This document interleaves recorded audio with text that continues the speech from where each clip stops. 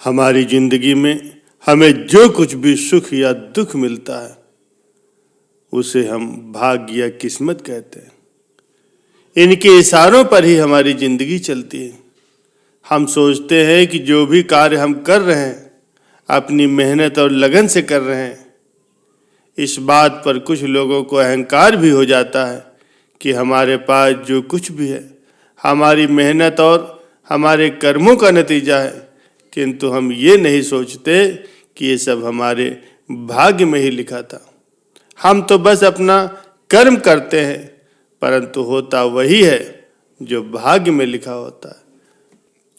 प्यारे सज्जनों, हमारे जन्म के साथ ही हमारा भाग्य तय हो जाता है और उसी के चलते हमारे विचार हमारे कर्म बन जाते हैं। प्यारे सज्जनों, एक बार एक गांव में पारो नामक एक गरीब विधवा रहती थी।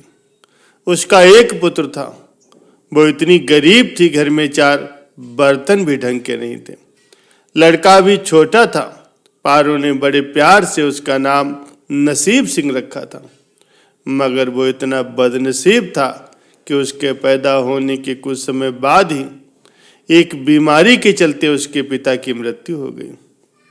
पारो घरों में चौका बर्तन करके उसे पाल रही थी। उसे पक्का विश्वास था कि नसीब सिंह बड़ा होकर के उसके सारे संकट दूर कर देगा और उसका बुढ़ापा चैन से गुजरेगा। इसी आस में रात दिन मेहनत करके वो अपने बेटे को पाल रही थी। नसीब सिंह था तो छोटा, किंतु बहुत समझदार था। संयम और धीरज की उसमें कमी नहीं थी। किसी भी बात को गहराई तक जानने की उसमें प्रबल उत्सुकता रहती थी।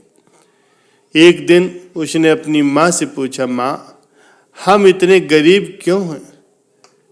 माँ ने कहा, बेटा, ये सब तो ईश्वर की मर्जी है, ये सब नसीब की बात है। मगर नसीब सिंह ये उत्तर पाकर के संतुष्ट नहीं हुआ। बोला, ईश्वर की ऐसी मर्जी क्यों है माँ? माँ ने कहा, बेटा, ये तो ईश्वर ही जाने। उसने कहा, अगर ईश्वर ही जाने तो ठीक है, मैं ईश्वर से ही पूछ लूंगा कि हम इतने गरीब क्यों हैं। बताओ माँ, ईश्वर कहाँ मिलेगा? पारो तो वैसे भी परेशान रहती थी, अतः उसकी बातों से उकता करके उसने कह दिया कि वो जंगलों में रहता है, लेकिन तुम वहां न जाना। लेकिन नसीब सिंह ने दिल ही दिल में उसी क्षण ये इरादा बना लिया कि वो ईश्वर को ढूंढेगा और उससे पूछेगा कि आखिर हम इतने गरीब क्यों हैं। एक दिन वो जंगल की ओर चल दिया। जंगल घना और भयानक था। चलते चलते नसीब सिंह बुरी तरह से थक गया, मगर भगवान की परछाई भी उसे दिखाई नहीं दी। अतः वो थक हार करके एक पत्थर की शिला पर जा बैठा और सोचने लगा कि भगवान तो यहाँ कहीं नहीं है, आखिर गरीबी कैसे दूर होगी। तभी संयोगवश मृत्युलोक का भ्रमण करते करते शिव पार्वती भी उधर आ निकले। उन्होंने उस बच्चे को शिला पर बैठे देखा तो उन्हें बड़ा आश्चर्य हुआ कि अबोध बालक इस बीहड़ जंगल में अकेला बैठा क्या कर रहा है। भगवान शिव ने बालक से पूछा, तुम कौन हो बालक, और उस जंगल में अकेले बैठे क्या कर रहे हो? उसने कहा, मैं ईश्वर को ढूंढ रहा हूं। ये सुनकर के पार्वती चौंकी। पूछा, ईश्वर को? मगर क्यों? ईश्वर से तुम्हें क्या काम है? बालक ने कहा, मैं उनसे पूछना चाहता हूं कि हम इतने गरीब क्यों हैं, दूसरों की तरह हम पर भी भाग्य की कृपा क्यों नहीं? माँ पार्वती और भगवान शिव उस बच्चे का साहस देख करके बहुत प्रसन्न हुए। माँ पार्वती तो करुणा की सागर हैं। उन्हें उस बच्चे पर बड़ी दया आई और भगवान शिव से मुखातिब होकर के बोली, प्रभु, इस बालक का कुछ कीजिए। भगवान शिव ने कहा, हम कुछ नहीं कर सकते पार्वती, क्योंकि इसके भाग्य में यही सब लिखा है। भाग्य देवता के लेख के अनुसार इसे ऐसा ही जीवन भोगना है। पार्वती जी हट करने लगी, नहीं नहीं स्वामी, आपको कुछ करना ही होगा। भगवान शिव ने कहा, जिद न करो पार्वती, यदि हम उसे कुछ भी दे देंगे तो ये उसके पास नहीं रुकेगा। इसे वैसा ही जीवन जीने दो जैसा कि भाग्यदेव चाहते हैं। पार्वती जी ने कहा, नहीं प्रभु, इसकी गरीबी दूर करने के लिए आपको इस पर कृपा करनी ही होगी। माँ पार्वती जिद करने लगी तो भगवान शिव ने बच्चे को एक हार दे दिया। हार पा करके नसीब सिंह बहुत प्रसन्न हुआ और खुशी खुशी अपने घर की ओर चल दिया। माँ पार्वती संतुष्ट थी कि उन्होंने इस अबोध बालक की मदद की, अब उसके दिन सुख से कटेंगे। लेकिन त्रिकालदर्शी भोले बाबा जानते थे कि यह हार उसके पास रहेगा ही नहीं। चलते चलते नसीब सिंह के पेट में अचानक दर्द उठी और वो सोच के लिए इधर उधर देखने लगा। उसने भगवान शिव का दिया हार पत्थर की एक शिला पर रख दिया और झाड़ियों के पीछे चला गया। तभी एक चील कहीं से उड़ती हुई आई और उस हार को उठा करके उड़ गई। अरे मेरा हार, ये कहते हुए सब कुछ भूल करके वो लड़का उस चील के पीछे भागा। मगर कब तक वो चील का पीछा करता, कैसे उसे पकड़ता। एक आध बार पत्थर उठा करके उसने चील को मारने की कोशिश भी की, किंतु चील अधिक ऊंचाई पर थे। कुछ ही पलों में चील उसकी नजरों से ओझल हो गई तो वो बड़ा दुखी हुआ और रोते रोते अपने घर की ओर चल दिया। घर पहुंच करके उसने अपनी माँ को सारी बात बताई, मगर पारो को उसकी बात पर बिल्कुल भी विश्वास नहीं हुआ। उसकी बात सुनकर के थोड़ी उदास अवश्य हो गई, लेकिन नसीब सिंह माँ की उदासीनता देखकर हतोत्साहित नहीं हुआ। उसने मन ही मन निर्णय लिया कि वो कल फिर वहीं जाएगा और भगवान शिव पार्वती को अपनी विपदा सुनाएगा। उसका विश्वास था कि भगवान शिव उस धूर्त चील को अवश्य ही दंड देंगे। भगवान शिव ने पार्वती से कहा, देखो उसके पास कल वाला हार नहीं है। उसे एक चील ले उड़ी और दूसरा हार पाने व उस चील को दंड दिलाने के लिए वो लड़का आज फिर आया है। पार्वती ने भगवान शिव से फिर प्रार्थना की, आप चाहे तो चील को दंड दें या न दें, किंतु इस लड़के की सहायता करके इसकी निर्धनता को जरूर दूर करें। भगवान शिव ने कहा, अब हम कुछ नहीं कर सकते देवी, यह तुम जिद करती हो तो हम ब्रह्मा जी से कहते हैं, वही इस बालक की को सहायता करेंगे। कह करके भगवान शिव ने ब्रह्मा जी को बुलाया और सारी बात बता करके उनसे आग्रह किया कि आप ही इसकी कुछ मदद करें। तब ब्रह्मा जी ने लड़के को हीरे की एक अंगूठी दी। लड़के ने अंगूठी को जेब में रखा और खुशी खुशी अपने घर चल दिया। उसने सोच लिया था कि वो अब एक पल के लिए भी अंगूठी को अपने से अलग नहीं करेगा। चलते चलते अचानक ही उसे प्यास लगी।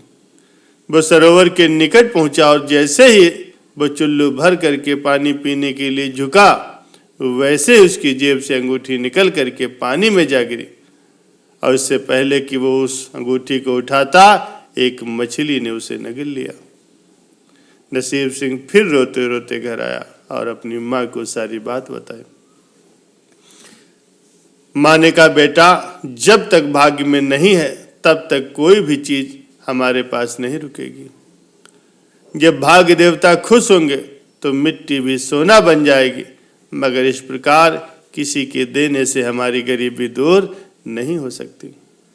उसे समझा करके माँ अपने काम में लग गई, मगर नसीब सिंह हार मानने को तैयार नहीं था। उसने मन ही मन सोच लिया कि वो कल फिर जाएगा। तीसरे दिन वो फिर जा पहुंचा। शिव और पार्वती उसका ये साहस देखकर बहुत खुश हुए। शिव जी ने इस बार ब्रह्मा जी के पास जाकर के बात की और कहा कि वो लड़का तो बड़ा साहसी है, इसका कुछ उद्धार किया जाना चाहिए। तब ब्रह्मा जी ने सलाह दी, हमें भगवान श्री हरि के पास जाना चाहिए, वही इसका कोई हल बताएंगे। अतः वो श्री हरि के पास जा पहुंचे। पूरी बात सुन करके भगवान विष्णु ने नसीब सिंह को कुछ हीरे दिए। हीरे पा करके वो बहुत खुश हुआ और उस बार बिना रुके सीधे अपने घर जा पहुंचा। जब वो घर पहुंचा तो घर पर माँ नहीं थी, अतः नसीब सिंह ने हीरे एक लोटे में रख करके उसे कोने में छिपा दिया। अब माँ को ढूंढने निकल पड़ा। वो मन ही मन सोचने लगा कि अब माँ को किसी के घर काम करने की जरूरत नहीं है, क्योंकि अब वो अमीर बन गए हैं। उधर पीछे से चोर उसके घर में घुस गए और जो भी सामान हाथ लगा लेकर के भाग निकले। उस सामान में वो लोटा भी था जिसमें हीरे रखे थे। जब वो माँ के साथ वापस लौटा तो देखा कि हीरे गायब थे। इतना ही नहीं, घर का दूसरा सामान भी गायब था। अब तो उसकी माँ को बहुत गुस्सा आया और बोली, क्यों मुझे नई नई कहानियां सुना करके पागल बनाता जा रहा?